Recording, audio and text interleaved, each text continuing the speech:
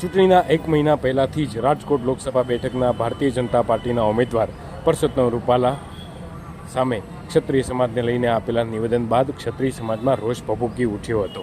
ચૂંટણી સુધી ન માત્ર રાજકોટ પરંતુ રાજ્યની તમામ બેઠકો સુધી ક્ષત્રિય સમાજનો વિરોધ પહોંચ્યો હતો. ચૂંટણી પૂરી થઈ પરંતુ ત્યારબાદ પણ ક્ષત્રિય સમાજ કોઈને કોઈ રીતે આંદોલન શરૂ રાખવા માંગતો હોય તેવું દેખાઈ રહ્યું હતું.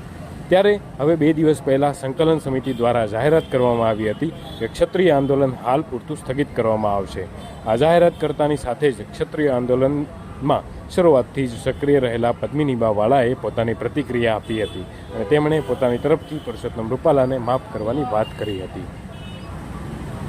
જો બેનો દીકરીઓની અસ્મિતાને લઈને આ લડાઈ હતી તો રૂપાલાભાઈએ જે ચૂંટણી પછી પણ કહ્યું હતું કે ભાઈ હું નારી શક્તિને હું સંબોધું છું ને નારી શક્તિ પાસે હું માફી માંગુ છું, તો ક્યાંક ને ક્યાંક બેનો દીકરીઓ દ્વારા અમે તો રૂપાલાભાઈને માફ કરી દઈએ છીએ. જેને જે બોલવું હોય એ બોલ્યા રાખે, બરાબર છે. કેમ કે કાંઈક ડિસિઝન લેવું જરૂરી છે.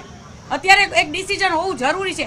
પછી ખોટું એમ કહીએ કે ભાઈ અમે સમાજની સાથે છે તો કાંઈક તો ડિસિઝન લ્યો. અત્યારે આ લોકોએ સમાજને આખો ગુમરાજ કર્યો છે, કોઈ ડિસિઝન પણ ન લીધું.